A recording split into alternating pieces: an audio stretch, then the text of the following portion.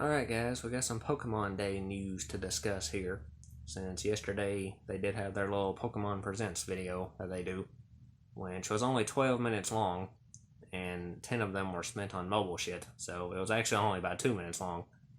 But we did get the announcement for the next main series Pokemon game, which is actually a new Pokemon Legends title, which is going to be called Pokemon Legends ZA, which is a bit weird of a name. But this game was kind of a surprising announcement, which I think a lot of people were kind of expecting a new Legends title to be a possibility. But what is surprising about this game is actually going to be Kalos-based, which most people were expecting something Unova related, since Gen 5 is the next one in line to get something. But they're actually skipping over Gen 5 entirely and moving straight to Gen 6. And we're getting this game, which is going to be in the Kalos region. More specifically, it's going to take place entirely within the limits of Lumio City. So, an entire game based in one city, which is something very different from what Pokemon usually does. So, a bit of a different take for this title. It'll be interesting to see how that ends up playing out. Now, in the trailer, they talked about a Lumio City redevelopment project, which is supposed to be turning Lumio City into a place for people and Pokemon. So it sounds like they're going to implement a lot of, areas where you can catch wild Pokemon within the city itself, which I'm sure they'll have like some little nature parks and stuff. But it'll be interesting to see what other methods they use to integrate wild Pokemon encounters into a more urban environment. Which, there's a lot of potential there for things they could do, but, we're dealing with Game Freak here, so we'll see how it actually turns out. But this trailer was pretty short. It didn't actually show any footage of the game itself, so we don't have a lot of information to go off of right now.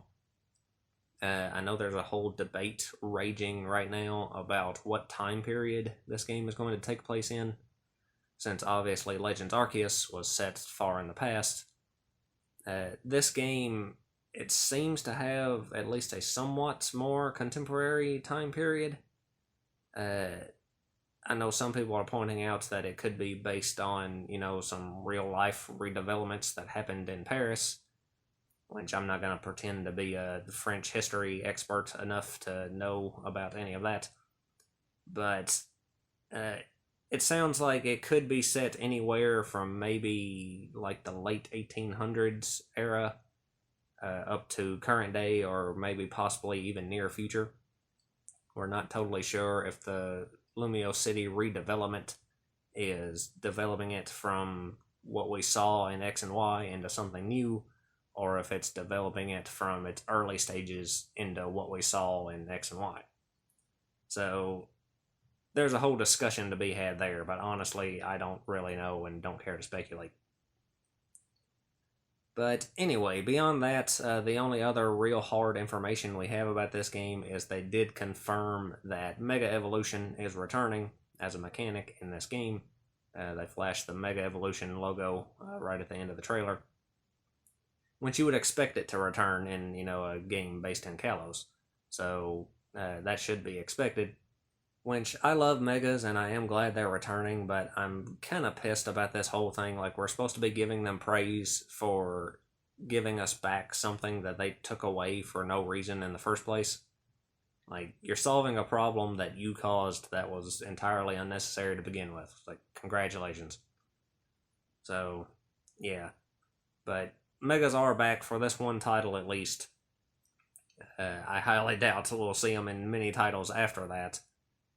Potentially, maybe the next titles after this, assuming that this game, like Legends Arceus, doesn't end up having any multiplayer component. The next actual, more traditional main series game may end up having Megas in it, so we can transfer the Megas that we get in this game into the next one to actually be able to use them in a competitive setting. That's also assuming that we get new Megas in this game, which I would expect. I'd be shocked if we didn't get at least a few new ones. But depending on the answers to some of those questions, we might get Megas in the next game after this. But I highly doubt they're going to return as a series staple, which they should, but I don't expect them to. But yeah, like I just mentioned, I do expect us to get a few new Mega Evolutions in this game. I would fully expect Xerneas and Yveltal to at least get some new ones. Maybe the Kalos starters. Which, another thing, we don't know how the starters are going to work in this game, since, again, Legends Arceus gave us 3 random starters from 3 other generations. So they might do that same thing here, with instead of our actual starter being, Chespin, Fennekin, or Froakie, we got 3 random ones, and then you can just catch the Gen 6 starters in the game somewhere, and then maybe they get new Mega Evolutions once you fully evolve them. Another question, of course, is will we get regional variants in this game? Potentially maybe some Kalosian variants of some of the newer Pokemon. And could they combine these features and actually give us a Mega Evolution for a regional variant? Which is something that I would love to see. Actually, that was one of my complaints going all the way back to Gen 7, which was before the whole, Dexit debacle and all that. Gen 7 kept Mega Evolution around as a mechanic, but it didn't introduce any new ones or expand on it at all. Instead, that was when we first got introduced to the concept of regional variants, which was something I loved then and actually still love now as far as, as an idea. But back then when Gen 7 happened, I was complaining that, we didn't get any regional variants that could Mega Evolve, either in the form of a variant of a Pokemon that already has a Mega, or a Mega for a new Pokemon that got a variant. And that just felt like a really missed opportunity to me to be able to combine these two, cool concepts that they introduced to the game. And it just felt like squandered potential. Which, since then, that's pretty much all we've had since. And things have devolved quite a bit as far as, leaving out stuff and Dexits and removal and all this nonsense. But that is something that I could potentially implement here, and potentially have us get a Mega Evolution for a Kalosian variant, or maybe even a Mega Evolution for a different regional variant from some other region that just happens to be available in this game. Again, assuming we even get any, non-regional forms into this game, since Legends Arceus didn't have any non-Hisuian forms for any species that even were in the game. So, a lot of questions up in the air as far as all that goes. Even more questions for how this game is going to be gameplay-wise, and how far removed it's going to end up being from the gameplay in Legends Arceus. We don't know if they're going to end up keeping the battle system that game had with, like the different move styles and such. We don't know if it's going to continue to not have held items and not have abilities. Which I know Mega Evolution is back in this game, but Mega Evolution was also in the Let's Go games, and the Let's Go games didn't have held items or abilities in them either. So it's possible for them to implement that mechanic without them actually having those other features as well. So we don't know how any of that's going to play out. Of course, Legends Arceus was very much focused on the catching elements of the gameplay, and, exploring these big wide open areas.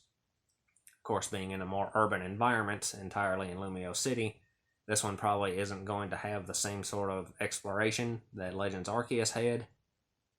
Don't know if it's going to have as much of a focus on the catching part. Legends Arceus focused heavily on catching because it was set during a time when trainers weren't really a thing, so you didn't have a lot of, trainer battles just randomly throughout the world.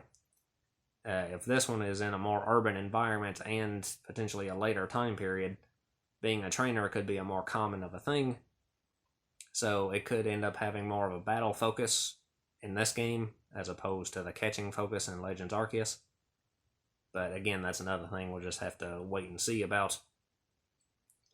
And then, of course, there's always the question of how big is the dex going to be, which we know for a fact it's not going to have all the Pokemon in it. Legends Arceus had the lowest amount of Pokemon we've gotten since like fucking Gen 2. I don't have the numbers in front of me. I think off the top of my head, I think they had 242 or thereabouts in that game, which is a really small number, especially, for a game so heavily focused on catching. You think there would be a higher number of Pokemon you could actually catch in them. But that game did not have very many at all. It got hit the hardest by the dex cut of any game, actually. X and Y, the last Kalos-based games we got, I think their regional dex had like 450 something, 457, something like that. I'd be surprised if that many actually end up in this game. If I had to take a wild guess, I would expect there to be more than in Legends Arceus, but nowhere near as many as there were in X and Y. So probably somewhere closer to the 300 range. I'd be shocked if we end up with 450 plus Pokemon into this thing. Again, Legends Arceus didn't have any Pokemon that were Gen 5 or newer, except for the ones that were directly related to something new. So got a Hisuian form, or something like a Namarus that was tied to a old legendary trio. So this game could easily end up the same way, where it doesn't have any post Gen 6 Pokemon in it that aren't tied to something new that we're getting in the game. So the only other little tidbit we did get about this game was the fact that it is going to have a 2025 release date, which a lot of people are really celebrating this, I think prematurely. A lot of people are saying that, it's good that they're skipping a year, they're going to have a whole another year of development time for them to make the game more polished and have it actually be good, which is a good thought, but I highly doubt that's actually going to be the case, because I think a lot of people are just assuming, since we most of the time get our Pokemon releases in or around November, I think they're assuming that this is going to be like November of 2025. But if you remember, Legends Arceus came out in January of 2022, and then we ended up getting Scarlet and Violet later that same year. So it would not surprise me at all if this game ended up having a January 2025 release date, and it only ends up being about 2 months later than we would normally get a Pokemon game. So I would be shocked if we actually go that long without them releasing anything new. It would be good, actually. They absolutely do need to slow down their release schedule and give stuff more time to bake. But I do not expect it to happen. If it wasn't going to be released until Q4 of 2025, then I wouldn't expect them to even announce it this soon.